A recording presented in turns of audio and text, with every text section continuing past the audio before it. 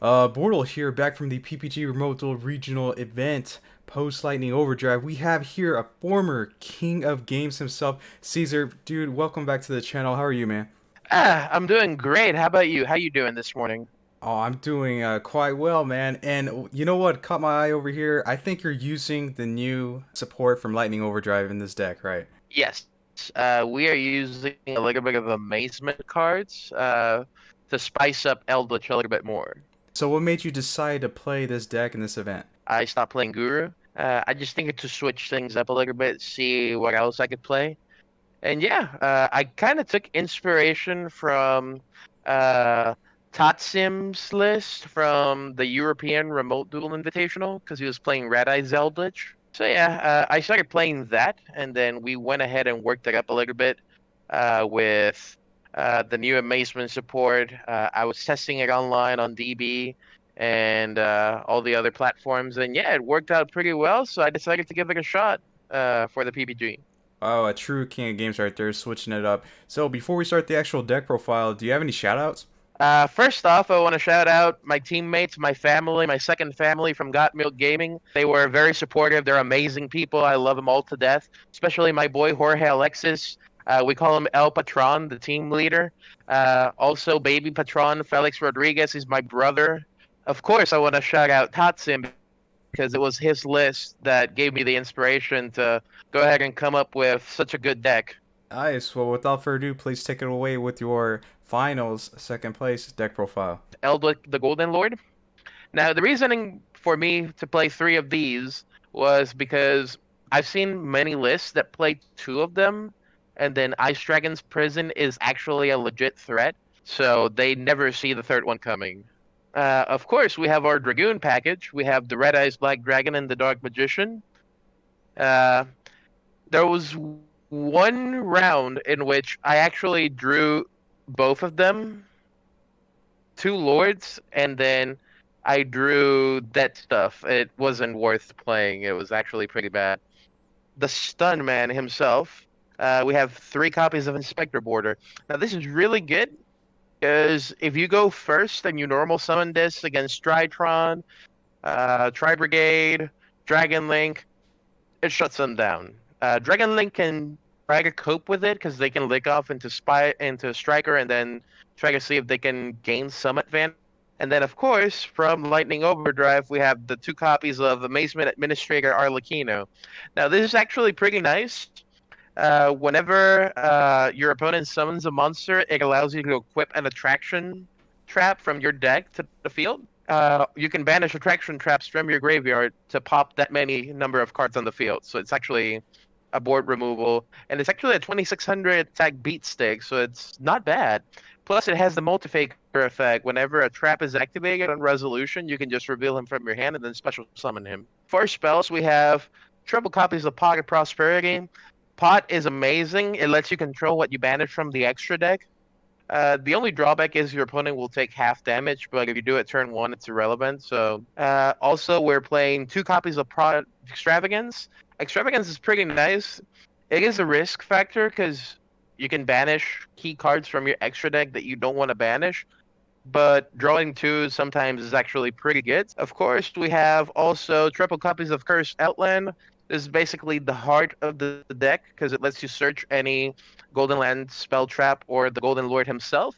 Plus, the recursion effect when it hits grave to foolish trap is actually pretty nice because it lets you set up for the following plays. The one Elixir from Black Awakening.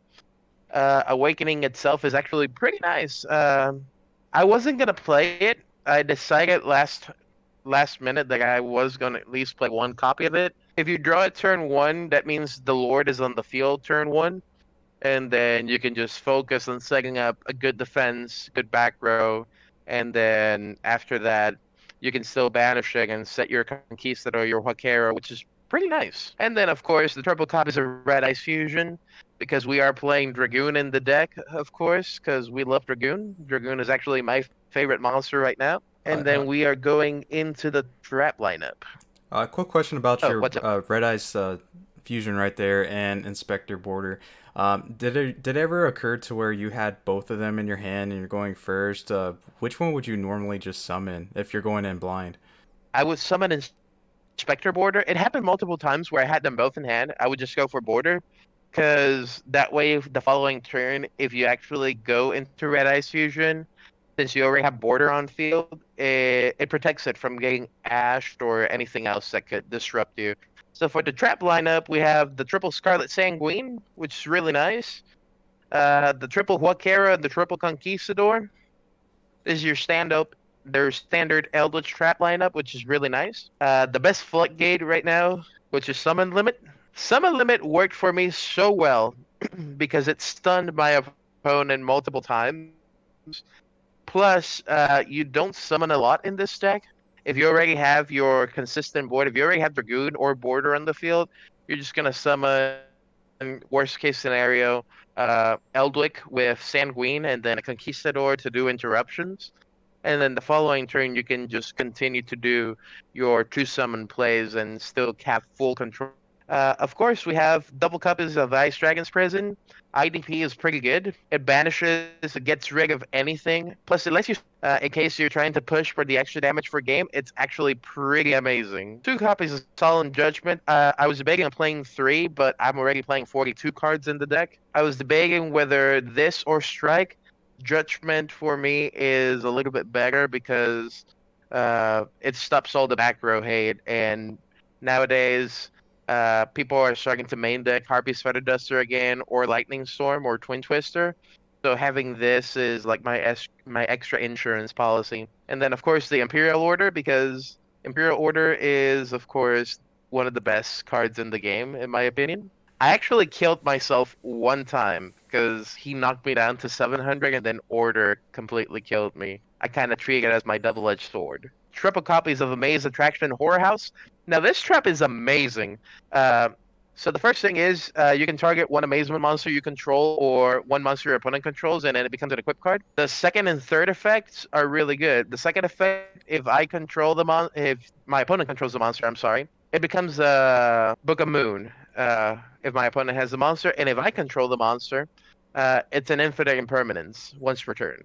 I was debating on playing the other one that does Crackdown, the one that steals your opponent's monster. Don't have enough room for it. I'm still tweaking the deck, so it might see play later down the road, but not now. Of course, we have my favorite card of all time, Red Eyes Dark Dragoon. We have triple copies of Dragoon. Now, Dragoon was insane. Plus, Border means your opponent can only activate one effect, and since Border still counts negated attempts, I can just negate their effect and shut them down for the turn. The Last Warrior from Another Planet. I didn't get a chance to summon it because no one dared to pop Awakening the Dragon. Kind of felt a little bit stinged out there. We also have the Elder Entity Entis in case I run into Dogmatica and I get Maximus, then I just pop their field. The one Constellar Pleiades, it came up multiple times that I could have overlaid the traps into Pleiades, but it depends on the situation of the game state. But Pleiades is actually pretty good. Gives you a 2500 attack body and a bounce per turn, so I have no complaints. Of course, one Super Dreadnought Rail Cannon Goose Step Max. Now this I'm considering dropping from the deck. I didn't summon it in the entire tournament. Two copies of Rate Raptor Ultimate Falcon, another Waking Dragon target. We were supposed to have triple copies of Link Spider, but I had to return one Link Spider, so we're testing this out right now on the build, which is Lina the Light Charmer. But for the event, it was actually triple copies of Link Spider. And yeah, Link Spider, you can link off the traps. I went into Link Spider so that I could trigger Anaconda, which is pretty good. And yesterday I was actually testing this, and the Charmer is actually pretty nice. Because it lets you steal your opponent's Makaba or do other gross plays like Steal Construct or... I actually stole my opponent's Herald of Ultimate Nest, and they were like, okay, I can't negate you anymore. One Imduck.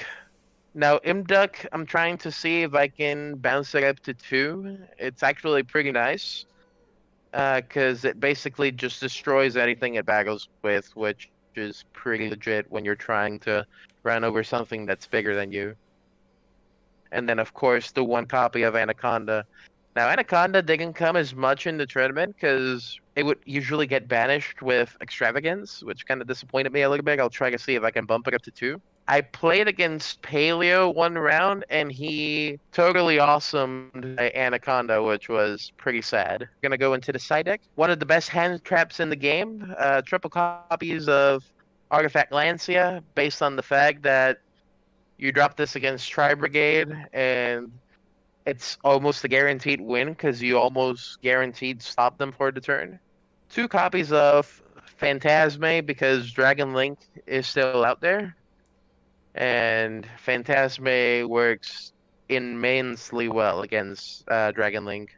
And then 2 copies of Nibiru, the Primal Being, because this against Tri Brigade, if you don't draw Lancia or anything else, or even against Dragon Link, once they hit Savage, it will shift the outcome of the game. And then we also have the triple copies of Waking the Dragon because, of course, everybody playing back row hay, they'll blind Cosmic your face down cards, or they'll Lightning Storm you, or they'll Duster you. And it's always good if they hit 1, 2, or even all 3 copies if you manage to draw them. Since Drytron made a comeback, this card actually made a comeback from the Invitational. 2 copies of Masca Restrict, and then, of course, to finalize my side deck, you have 2 copies of Lightning Storm and Harpy's Feather Duster. Now, this is supposed to be a 3rd Lightning Storm, but I don't have a 3rd Lightning Storm, which is big Sag. Hopefully, we'll get reprinted in the tins, and hopefully, we'll be able to pick up that once it comes out. Oh yeah, those tins are But gonna yeah, be amazing. Pretty sick deck overall. This amazing Eldlich deck right here. Huge shout out to PPG for hosting this event, giving out 1 case and price support for this event. Pretty nice of them. yeah, it was an amazing event. I had no complaints. Everything ran smoothly. And yeah, we had loads of fun. And again, listeners, check out PPG's next event, which is going to be in an extravaganza, huge event. Link's going to be in the description down below, so make sure to check that out. And also, if you're not a part of BORTLE Nation, sub for BORTLE. It's that easy and it's free. Oh god, yes. BORTLE out.